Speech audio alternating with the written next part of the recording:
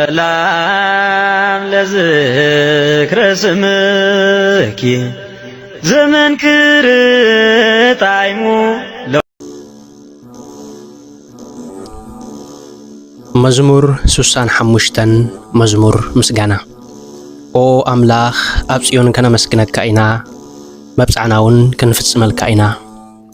ጸሎት ትሰምዕ ስለ ዝኾንካ ኩሉ ሰብ ናባኻ ክመጽእ እዩ ኃጢአትና ዓብሊሉና ስለ ዝነበረ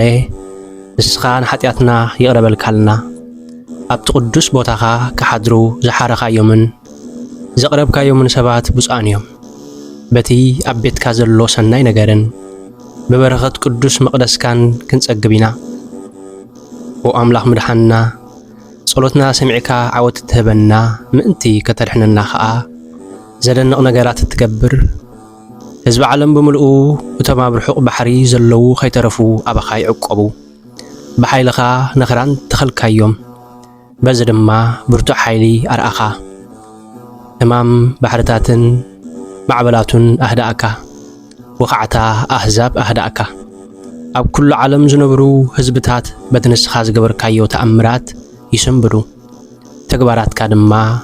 ንምድሪ ካብ ጫፍ ክሳብ ጫፍ እልል የብላ ንምድሪ ተሓልየላ ዝናም ሰዲድካ ኸዓ ተጽግባ ፍርያምን ሃብታምን ትገብራ ንሩባታት ብማይ ትመልኦ ንምድሪ ድማ ኣዝርእቲ ከም እተብቁል ትገብራ ነዚ ኩሉ ከዓ ከምዚ ዝስዕብ ጌርካ ትገብሮ ነግሕታታ ተስትዮ ንድንኩላታ ትምድምዶ ብዝናም ተለምልማ ንብቑላ ትባርኾ ንዓመት ብሳህልኻ ትኽእላ ንስኻ ኣብ ዘለኻዮ ጽጋብ ኣሎ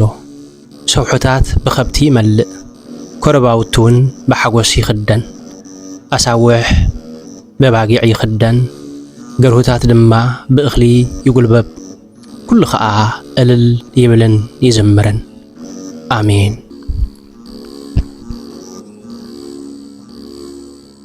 ሰላም ለዝክረ ስምኪ